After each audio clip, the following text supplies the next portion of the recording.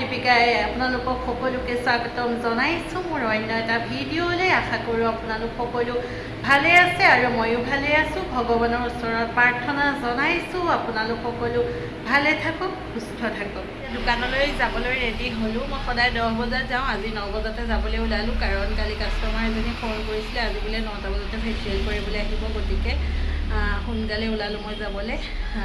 যাওঁ, তাৰপিছত দৰ্জা চৰ্জা মই লগ কৰিলোঁ, তাৰপিছত আহি পালোহি আৰু যিগৰাকী মানুহ 9 বজাতে আহিম বুলি কৈছিলে তেখেত এতিয়াও পোৱাহি নাই, গতিকে মইনো কি কৰিম বুলি ভাবিলোঁ, বোলো ভিডিঅ'কে বনাওঁ।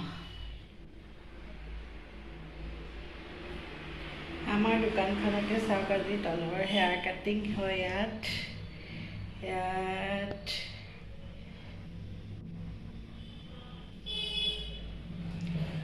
ৱাশ্বিং,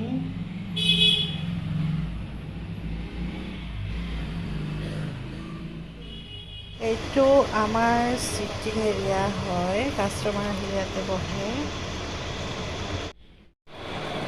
এইটো পেডিকিউৰ এৰিয়া, বস্তুবোৰ ৰখা হয় ইয়াতে। এইটো এটা অকণমানি ফিল্ডিং এৰিয়া হয় আৰু ইয়াৰ ওচৰতে আছে এখন ডাঙৰ গ্লাছ।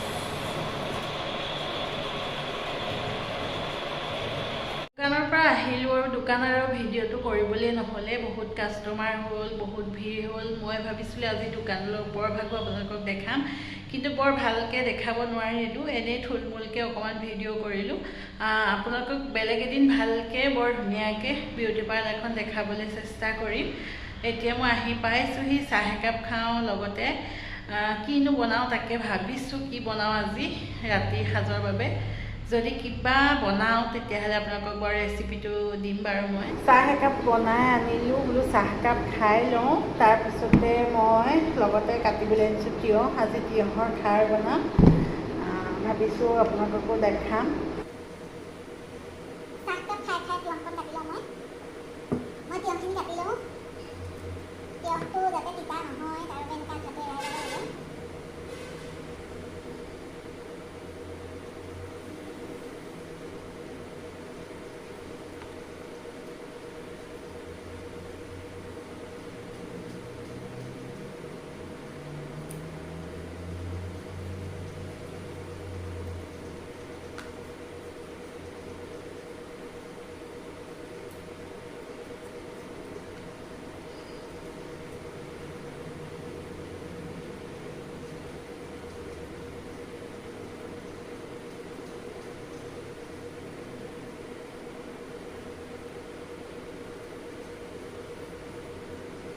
তিয়ঁহকেইটা ধুই আনিলোঁ, এতিয়া কাটাকলি গুচাই পেলাই এতিয়া মই কাটি ল'ম ধুনীয়াকৈ।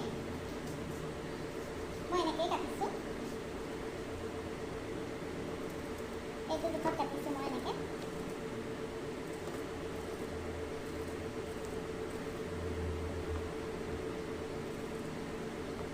এনেকৈ কাটিছোঁ মই। তিয়ঁহৰ খাৰ বনাবলৈ মই তিয়ঁহখিনি এনেদৰে কাটি ল'লোঁ সৰু সৰুকৈ। তাৰপিছত মোক লাগিব কেঁচা জলকীয়া, মিহি মিহিকৈ কাটি লোৱা পিঁয়াজ, ইয়াত আছে আদা, নহৰু আৰু জালুক খুন্দি লৈছোঁ। তিয়ঁহৰ খাৰত জালুক দিলে ভাল লাগে আৰু অকণমান জ্বলা হ'লেহে ভাল লাগে খাৰটো। মই ইয়াত তেল অকণো ব্যৱহাৰ নকৰোঁ। কেৰাহীখন মই গৰম হ'বলৈ দিছোঁ। কেৰাহীখন গৰম হৈছে, ইয়াত মই এতিয়া তিয়ঁহখিনি দি দিম কাটি লোৱা। মই তেল একেবাৰে দিয়া ব্যৱহাৰ কৰা নাই ইয়াত। লগতে একেলগে দি দিম পিঁয়াজ, আদা, নহৰু খুন্দি থোৱা সকলোখিনি একেলগে দি দিলোঁ। সকলোখিনি একেলগে দি দিলোঁ, দি পেলাই মই অকণমান লৰাই দিছোঁ ভালকৈ।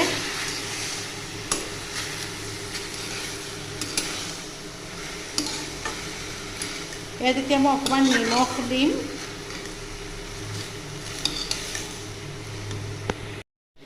এতিয়া মই ইয়াত অকণমান নিমখ দিম জোখ অনুসৰি। তাৰপিছত লৰাই দিম। দেখিছেনে বাৰু তিয়ঁহৰ পৰা নিজে নিজে পানী এৰিছে।